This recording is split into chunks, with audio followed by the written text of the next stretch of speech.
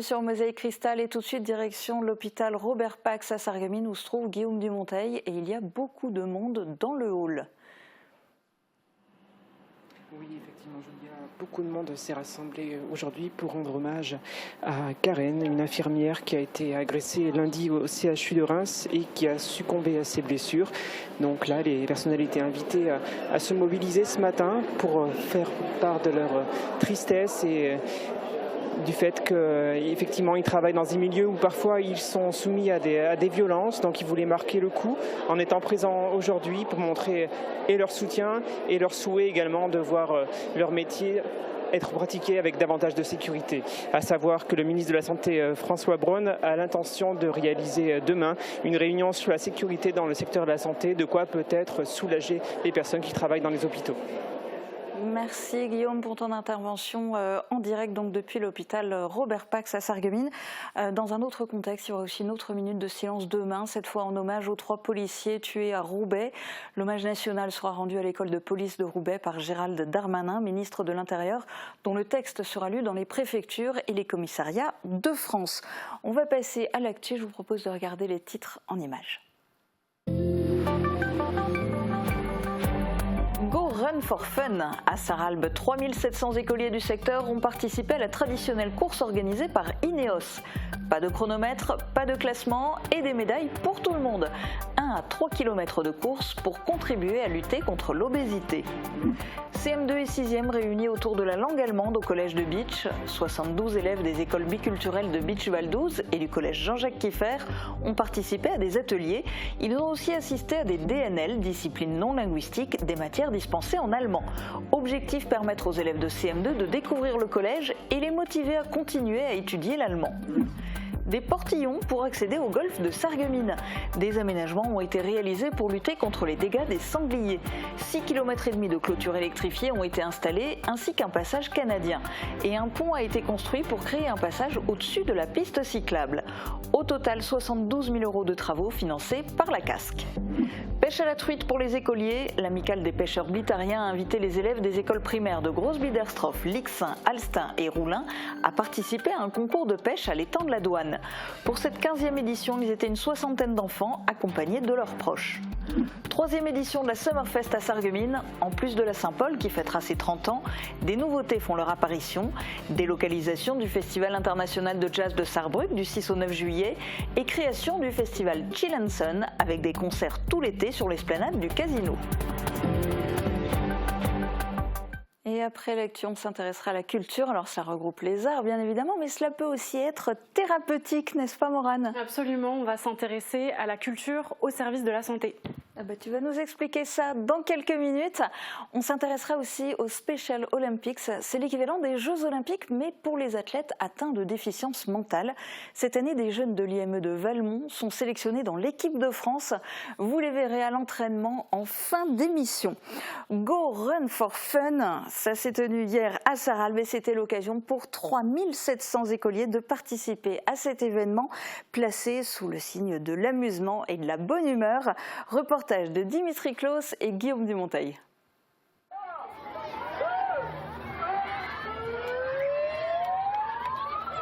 Courir pour le plaisir.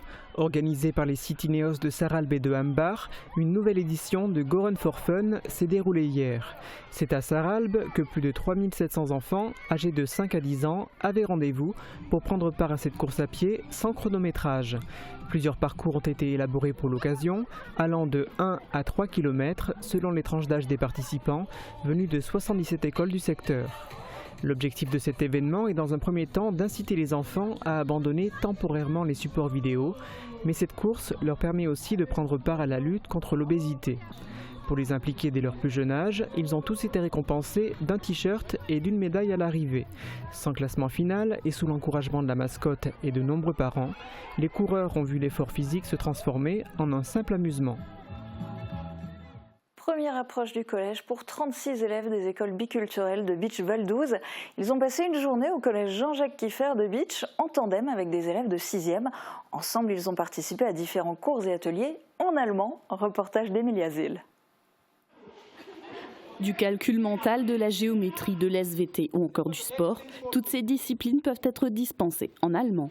Le 16 mai, les élèves de CM2 des écoles biculturelles de Bitche Val 12 sont allés à la rencontre d'élèves de 6e du collège Jean-Jacques Kieffer de Bitche. L'objectif de cette rencontre, montrer le fonctionnement du collège, les matières enseignées en allemand et donner envie aux CM2 de continuer à apprendre cette langue. Nous, ça nous semble important qu'il y ait une continuité entre l'école primaire et le collège, donc que ce soit au niveau des contenus, donc des contenus enseignés purement en allemand, mais aussi de toute l'organisation, c'est-à-dire comment au quotidien on emploie des consignes de classe en allemand, les différentes matières qui sont enseignées chez nous à la primaire, comment elles trouvent leur continuité au collège.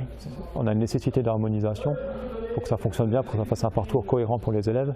Les élèves de CM2, accompagnés de leur binôme de 6e, ont participé à plusieurs ateliers de maths et d'arts plastiques dispensés en allemand. Ils ont ensuite assisté à des cours ludiques d'allemand de niveau 6e et ont découvert la version collège des Émile SVT et Émile EPS. Alors en fait, à l'école élémentaire, ce qui s'appelle Émile s'appelle chez nous DNL au collège, donc on parle de disciplines non linguistiques. Donc c'est des disciplines qui sont enseignées en allemand. Au collège, on a donc l'EPS et la SVT qui sont enseignées en allemand en 6e, et y compris les mathématiques aussi, à raison d'1 heure par semaine en général, par groupe. Et à partir de la 4e, certains groupes ont même de la techno. Ils étaient 36 élèves de CM2 et 36 élèves de 6e à participer à la rencontre. Pour éviter la rencontre entre golfeurs et sangliers et surtout pour empêcher les sangliers de commettre des dégâts sur le green, il a fallu investir. La communauté d'agglomération a financé des travaux au golfe Sarreguemines-Confluence. Plus de 6 km de clôture ont été posés et des portillons ainsi qu'un passage canadien ont été construits. Explication dans ce reportage de Guillaume Dumonteil. Voici ce que la CASC et la société Degreen en charge de l'entretien du golfe ne veulent plus voir, un parcours défiguré par les sangliers.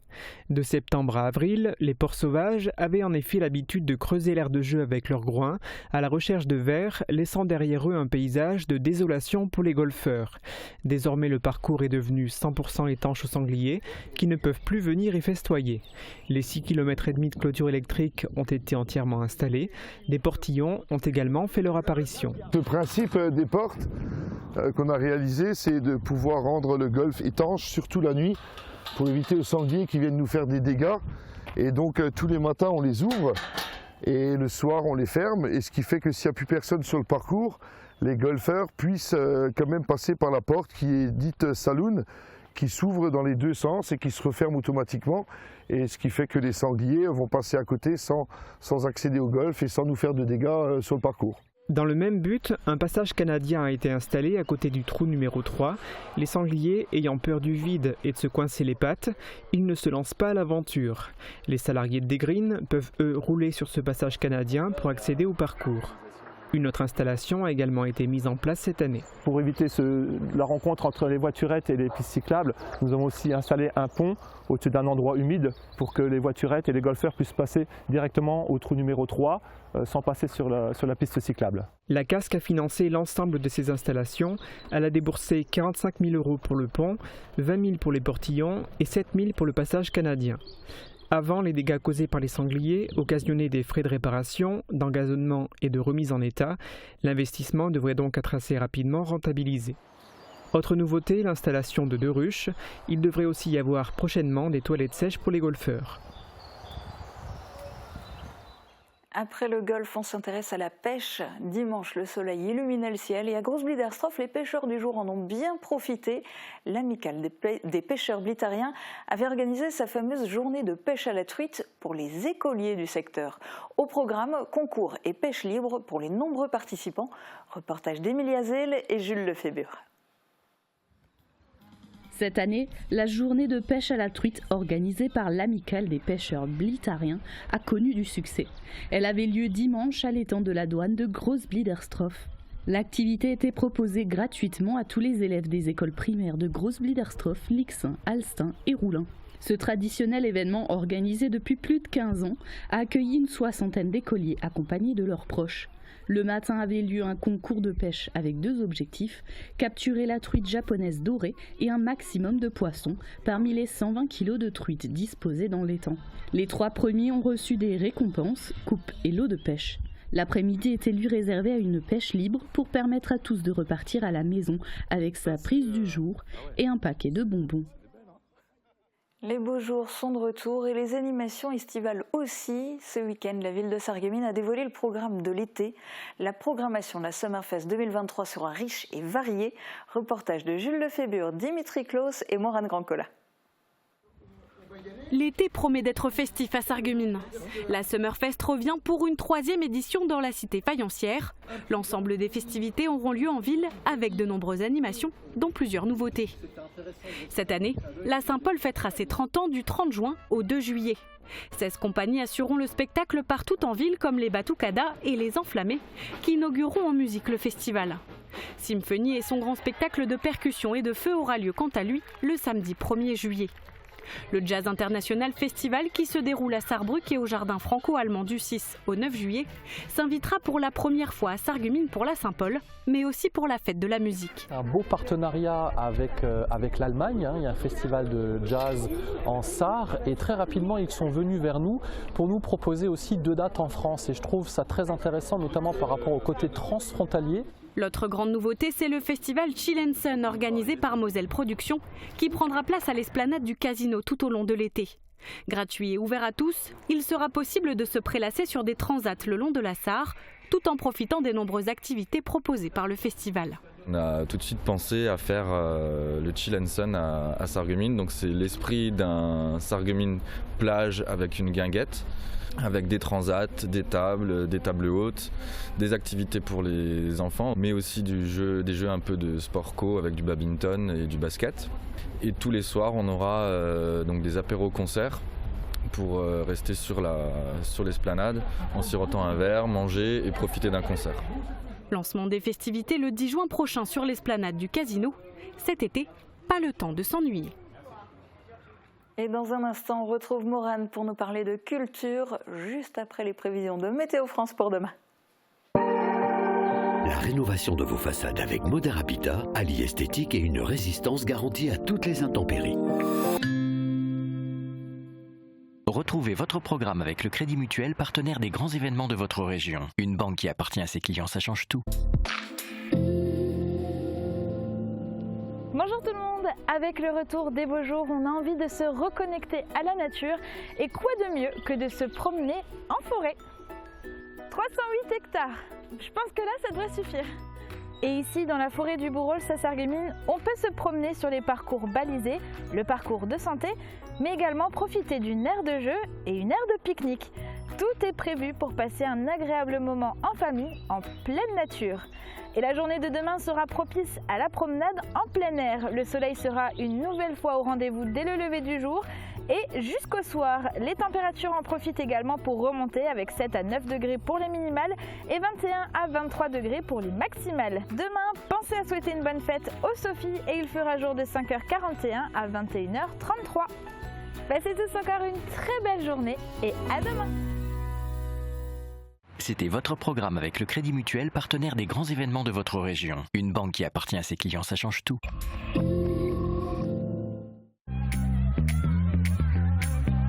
Le métier d'animateur périscolaire, pour moi, il consiste à mettre en sécurité les enfants, d'accompagner l'enfant dans une autonomie. Chez Franca, on a une belle structure. Les valeurs qui me plaisent le plus ici, du coup, c'est l'échange, le partage, le respect.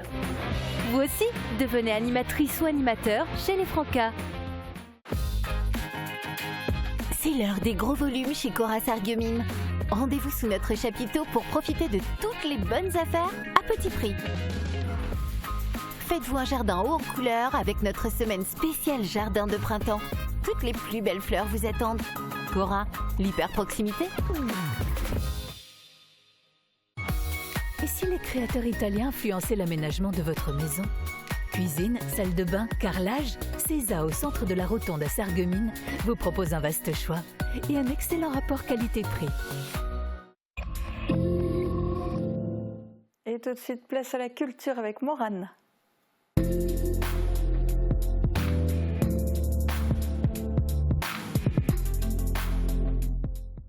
Et avec les beaux jours, il y a plein d'événements qui viennent, qui reviennent pour certains, et donc plein de choses à annoncer, n'est-ce pas Morane? C'est ça, ce week-end va être très chargé, alors prenez de quoi noter. Vendredi, c'est le théâtre qui sera mis à l'honneur avec 2 nouveaux spectacles des jeunes élèves du conservatoire de Sarreguemines. Alors le premier s'appelle Swing Village, c'est l'histoire d'un village qui souhaite inaugurer la nouvelle salle polyvalente en proposant une animation. Seulement voilà, le conseil municipal ne sait pas comment s'y prendre et sollicite l'aide d'un professionnel venu tout droit de New York. S'en suivra alors moult péripéties. Et le second spectacle s'appelle La Chorale. C'est l'histoire d'un chef de chœur qui essaye tant bien que mal de motiver ses choristes pour la grande répétition publique. Sans arrêt, les chanteurs vont être dérangés par leurs amis et familles. Vous l'aurez compris, ce sont 2 comédies à découvrir vendredi soir à l'auditorium du Casino. Ouverture rideau 19h30. L'entrée est gratuite et profitez-en parce que ça vaut le détour. Vendredi toujours et théâtre toujours avec la dernière représentation de la pièce du théâtre du jeudi, sortie de tableau. Si vous avez manqué les premières représentations, eh bien c'est votre dernière chance d'y assister. Je vous rappelle le pitch. Suzanne est prisonnière d'un tableau et veut s'en échapper. Pour ce faire, elle va être aidée tout au long de sa quête par des personnages dotés de pouvoirs extraordinaires. Va-t-elle réussir à s'échapper? Va-t-elle comprendre pourquoi elle s'est retrouvée là? Vous allez le découvrir vendredi soir à 20h30 au foyer culturel de Sarreguemines au tarif de 5 €. Et je vous le disais la semaine dernière, le festival Demandez-nous la Lune de la Halverrière est de retour pour une 15e édition. À partir de samedi, venez découvrir la programmation riche de ce festival. Spectacles vivants, art de rue ou encore musique, il y en a pour tous les goûts et pour tous les âges. Chaque année, on en prend plein les yeux et plein les oreilles. Ça démarre donc samedi à partir de 14h30 jusqu'à dimanche soir. Profitez-en, c'est gratuit, ouvert à tous et vous ne serez pas déçus. Samedi, le festival REM fait aussi son grand retour à Rémelfin. La 12e édition du festival Rémelfin en musique se tiendra sur la place du château du village. À l'affiche de New Screamers et Thomas Blug, le groupe See You at Sunset, Disco Inferno ou encore Pills and Love. L'interassociation du village a mis le paquet pour satisfaire vos esgourdes. Top départ 19h et bien évidemment c'est gratuit. Sur place, buvette et restauration. Samedi soir promet d'être animé. Samedi, c'est aussi la fête mondiale du jeu. Alors pour l'occasion, la médiathèque de Sarreguemines, en partenariat avec les Gardiens du Rêve et la ludothèque Beau Soleil, vous propose sa traditionnelle soirée jeux de société. De 17h à 1h du matin, venez découvrir une multitude de jeux allant du jeu de plateau au jeu d'apéro. Et oui, il y en a pour tous les goûts. Nouveauté cette année, le magasin Cachette Ludique de Petersbar viendra animer des tables de jeux et vous en proposera à la vente aussi. Et puis si vous préférez les jeux vidéo aux jeux de société, bien juste avant, un tournoi de Super Smash Bros Ultimate se tiendra de 10h à 17h. Et enfin dimanche, un autre festival poursuit son bout de chemin. Le festival Perspective débarque dans la cité faïencière avec 2 spectacles. Le premier, Every Woman, une pièce de théâtre qui raconte l'histoire d'Elga Bédot, enseignante à la retraite installée à Berlin, qui s'adresse à Ursina Lardy. Elle écrit qu'elle souffre de ne plus pouvoir se rendre au théâtre en raison de la pandémie, de ne plus vivre ces instants de partage, et elle qui a mené une pratique du théâtre en amateur. Elga Bédot raconte qu'elle est atteinte d'un cancer dont elle ne guérira pas et exprime son souhait le plus cher, celui de pouvoir remonter une dernière fois sur scène. Un sublime échange entre 2 femmes où il est question de l'existence, de la mort, mais aussi et surtout de la vie. C'est à 19h à l'hôtel de ville de Sarreguemines, tarif plein 20 € et vous pouvez acheter vos billets en ligne via la billetterie de la saison culturelle. Et puis le second spectacle s'intitule Arrêt d'urgence. Il est signé par la compagnie Acco Réacro. Dans Arrêt d'urgence, rien ne se passe comme prévu. D'ailleurs, quel est le programme? Un concert, du cirque acrobatique, on ne sait pas. Une chose est sûre, c'est que cette bande de joyeux lurons prend un malin plaisir à semer le chaos pour nous divertir.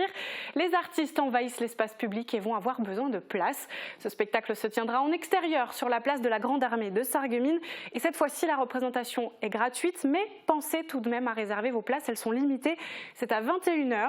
Et voilà pour le long programme du week-end, Julia. Super. Alors Morane, chaque semaine, tu nous dis de sortir nos agendas. Moi, j'ai envie de te dire, est-ce que tu peux sortir ton bloc d'ordonnances et me prescrire de l'art? Parce que c'est ce dont tu vas nous parler maintenant. L'art, on s'en sert aussi comme soin, c'est ça? Exactement. Plus précisément, l'art-thérapie, c'est de ça qu'on va parler. Alors, qu'est-ce que l'art-thérapie?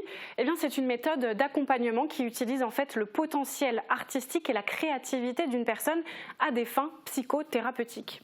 Et est-ce que c'est vraiment lié du coup au domaine médical? Alors disons au paramédical plutôt, mais oui, dans un sens. En gros, on se sert des médiateurs artistiques pour pouvoir permettre aux gens de s'exprimer autrement que par la parole. En fait, elle sert à stimuler des capacités physiques, mentales et sociales, mais de manière détournée. Alors c'est de l'art, tu dis autrement que par la parole, alors concrètement les patients font quoi? Alors en fait l'art-thérapie, comme son nom l'indique, peut proposer toutes les formes d'art. Il y a la musique, le dessin, la peinture, la danse, le chant, le théâtre, la littérature, vraiment c'est très très large. Mais chaque personne est différente et donc chaque séance d'art-thérapie sera adaptée. Mais concrètement ça s'adresse à qui l'art-thérapie et dans quelle mesure? Alors nous avons rencontré Lydia Arendt, plus connue sous le nom de Lydia Arts. Elle a animé un atelier d'art-thérapie à la médiathèque de Sarreguemines il y a quelques semaines et on lui a posé la question, écoutez. Alors l'art-thérapie s'adresse à tout le monde. À partir du moment où on sait tenir un stylo, où on a envie de danser, on a envie d'utiliser un médiateur artistique, de l'écriture, de la peinture, du dessin, voilà, il va y avoir plein de choses, du chant, du théâtre qu'on peut utiliser. Dès que c'est un médiateur artistique, il est utilisable en art-thérapie. Alors on va utiliser l'art-thérapie dans différentes configurations. En fait, ça va être par exemple dans un travail de développement personnel. On va renforcer la confiance en soi, l'estime de soi, travailler l'affirmation de soi, la gestion des émotions. On va également l'utiliser pour travailler sur des schémas répétitifs, des traumatismes ancrés, un accompagnement au deuil, une introspection de soi, tout simplement. Voilà, ça s'utilise dans tous les domaines, comme vous utiliseriez de la sophrologie, par exemple, voilà, d'autres choses dans ce domaine-là. À noter également que dans certaines mesures, l'art-thérapie peut être bénéfique pour les patients atteints de handicap ou encore certains qui ont subi un AVC par exemple. Alors je vous parlais d'un atelier animé à la médiathèque juste avant. Eh bien on a rencontré une femme qui s'y essayait pour la première fois et voilà son ressenti. Voilà, c'est la première fois que je fais cette activité. Elle est assez surprenante et en fait, elle a libéré des émotions que j'avais peut-être enfouies et en fait, le fait de les écrire, j'en prends conscience et je m'en libère, mais en même temps, je vois, voilà, après toutes les épreuves que j'ai traversées dans ma vie et c'est pas des moindres. Oh, excusez-moi. En fait. Je vois que j'étais toujours dans la résilience, avec beaucoup de courage. Et en fait, j'ai transformé les épreuves de ma vie en des choses merveilleuses parce que je suis quelqu'un de joyeux, d'optimiste, de vivant, d'empathique pour les autres et j'ai juste envie d'aider les autres dans ma vie. Vous l'aurez compris, l'art-thérapie peut s'inscrire dans un processus de soins, mais également dans le secteur social et éducatif. Elle permet de s'apaiser, de mieux gérer son stress, parfois de surmonter un traumatisme, comme elle le disait, ou de soulager un profond mal-être. Elle permet aussi de mieux se connaître, de mieux comprendre son propre fonctionnement et ainsi traverser plus sereinement les épreuves de la vie. Le tout grâce à la culture, si c'est pas beau ça. C'est beau. Alors ça c'est l'art-thérapie, mais comment on devient art-thérapeute? Alors pour exercer, en fait, il existe plusieurs manières. Alors vous pouvez soit suivre une formation afin d'obtenir un diplôme d'État dans le domaine médico-social, ou alors suivre une formation dans une école au bien-être afin d'obtenir une certification. C'est très sérieux, on n'exerce pas comme ça en un claquement de doigts. Et bien sûr, je pense qu'il faut être avant tout passionné. Lydia Arendt, par exemple, nous a raconté son parcours. Écoutez. Alors en fait, long parcours. J'ai commencé, je me suis dirigée vers l'art-thérapie tout simplement parce que ça répondait à une espèce de continuité que je devais avoir. J'ai perdu ma voix il y a très longtemps alors que j'étais chanteuse en fait et donc j'ai cherché à trouver ma voix, à la retrouver en tout cas et j'ai trouvé ma vraie voix finalement et la méthode que j'enseigne moi-même aujourd'hui était très axée sur les ressentis et faisait un vrai travail de développement personnel. J'ai vu ça donc sur moi et ensuite sur mes élèves à qui j'enseignais le chant et je me suis dit que puisqu'on pouvait aider les gens avec le chant, est-ce qu'il n'y aurait pas moyen d'utiliser d'autres choses artistiques pour que ça soit accessible à tout le monde. Et c'est comme ça que j'ai découvert l'art-thérapie. Voilà, l'art-thérapie, j'avais envie de vous présenter ce domaine qu'on ne connaît pas forcément. Et Lydia Arendt exerce sur le secteur Zeinbouz, Merlebach ou encore Forbach, mais aussi à la médiathèque de Sarreguemines, où d'ailleurs elle animera un nouvel atelier le 17 juin prochain à 14 h. Bon, d'ici là, je vous en reparlerai. Mais si ça vous intéresse, vous pouvez déjà réserver vos places auprès de la médiathèque. Eh bien, merci Morane pour ces infos et ça nous a permis du coup de découvrir l'art-thérapie. On va maintenant s'intéresser à du sport de haut niveau et pourtant peu connu. Les sportifs atteints de déficience mentale ont également les Jeux Olympiques. Leurs Jeux Olympiques, ce sont les Special Olympics. Et cette année, la compétition mondiale se déroule à Berlin au mois de juin. Au stade de Saint-Avold, de jeunes athlètes de l'IME de Valmont se préparent pour l'événement. Ils ont été sélectionnés dans l'équipe de France et dernièrement, ils ont même eu la visite de Marie-Ange Rimlinger. La championne forbachoise a accepté d'être leur marraine et de les accompagner dans leur préparation. Focus de Grégory Sebag sur leur entraînement. À vos marques. Voilà. Bon les enfants, vous regardez là un peu ce que font les autres. Oui Sam. Prêt. Partez. Ils ont entre 14 et 20 ans, sont scolarisés à l'IM Pro de Valmont et pratiquent depuis plusieurs années l'athlétisme. Une passion pour le sport, un sérieux dans les entraînements et une motivation aujourd'hui récompensée de la plus belle des manières avec une sélection en équipe de France Special Olympics. Au mois de juin prochain, ils représenteront la France aux Jeux mondiaux de Berlin. En fait, le premier axe, c'est doucement. Le deuxième axe, c'est un peu plus vite. Et dès que tu arrives là, tu sprints. En fait, ce sont des Jeux Olympiques, mais pour des personnes en situation de handicap.